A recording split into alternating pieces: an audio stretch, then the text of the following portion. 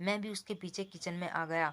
उसने बर्तन सिंक में डाल दिए तो मैंने उसे प्यार से बाहों में उठा लिया। इस हरकत को मैं रोज करता आ रहा था, लेकिन वह अभिनय था। आज कुछ अपनेपन और प्यार से उठाया तो एहसास हुआ कि उसका वजन भी बहुत कम हो गया था। उसे बाहों में उठाकर लाकर बेडरूम में बेड पर लिटा दिया। मैंने आज 10 साल बाद उसे इसी तरह भरपूर प्यार किया जैसे शादी के पहले दिन किया था। मगर आज जैसे उसके लिए चीजें बेमायनी थी। सारे अरमान मर गए थे। जैसे अब 2 दिन शेष थे, लेकिन मेरा मन कर रहा था कि उसे उसके हाल पर छोड़कर।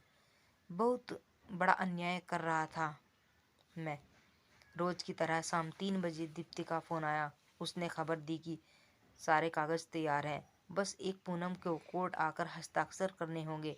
वार्तालाप के दौरान मैं बस हाँ हूँ करता रहा, क्योंकि दिमाग में तो कुछ और ही चल रहा था। मेरा दिल गवाही दे रहा था कि पूनम की हालत को नज़रअंदाज करके मैंने बड़ी गलती कर दी थी। इस बात को जितना सोचता, बेचैनी उतनी बढ़ती जाती।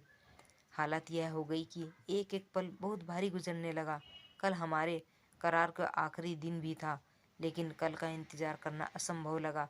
किसी से बहुत ज़रूरी बात करनी है, लौट कर डॉक्टर के पास चलेंगे, तब बात तक तैयार हो जाओ। हाँ, आज कोई बहाना नहीं चलेगा। मैंने कहा तो रोज की तरह उसने प्रतिरोध नहीं किया, शायद इसलिए कि आज मेरे लहजे में उसे अपनेपन का एहसास हुआ था। कल तो हमारा करार खत्म हो ही रहा है, क्यों नया पेच फंसा रहे हो?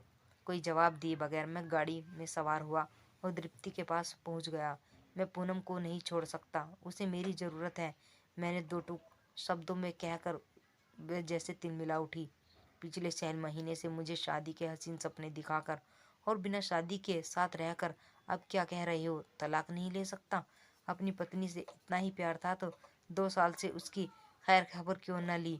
मेरे सपनों में अपराधी की दीप्ति का भी था, और जो अन्याय उसके साथ हुआ था उसका बदला मुझे कोसने और गालियां देने तक का पूरा अधिकार था। वह दे भी रही थी, और जाने कितनी देर तक देती, लेकिन उसकी बातों को सुनने के लिए मैं वहां न रुका। पूनम की फिक्र तो सता रही थी। मैं वापस लौट चला।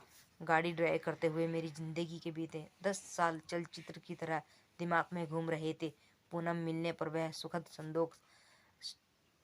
जब एक दिन शहर में आई बाढ़ में चलते मुझे बिल्कुल अनजान होने के बावजूद उनके घर पनाह लेनी पड़ी थी। मैं उसकी सादगी और खूबसूरती पर फिदा हो गया था, और शादी के बाद उसका 1 साल व्यवहार जो उसकी खूबसूरती के साथ साथ मुझे दिखाई देना बंद हो गया था।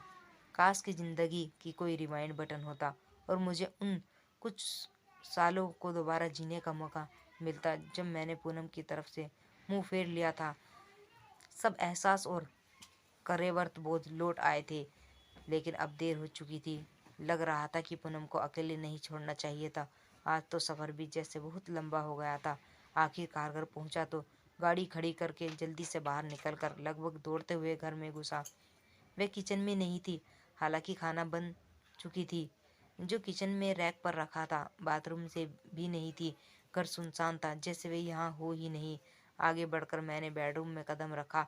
वह बेड पर पड़ी थी, शांत और निश्चल। उसके करीब कुछ डॉक्टरी रिपोर्ट और दवाई की पर्ची भी बिखरे हुए थे। पहली नज़र में कोई देखता तो कहता कि थक कर सो रही है, मगर मैं जानता था कि पिछले 10 सालों में इस वक्त सोना उसका शगुल बिल्कुल नहीं था। अज्ञात भावना से चलते मुझे अपनी टांगें कांपती प्रतीत हुई, शरीर से इतनी कि जैसे खून निचोड़ लिया हो। आगे बढ़कर उसका हाथ थामा। बर्फ की तरह सादा था और नब्ज गायब। वह मर चुकी थी। मैं उसकी बगल में लेटकर फूट फूट कर रोने लगा। रोते बिलखते स्वाभाविक रूप से वहां पड़ी डॉक्टरी पर्ची पर नजर पड़ी, जिसमें साफ लिखा था कि वह अरसे से कैंसर से पीड़ित थी। Thanks for watching.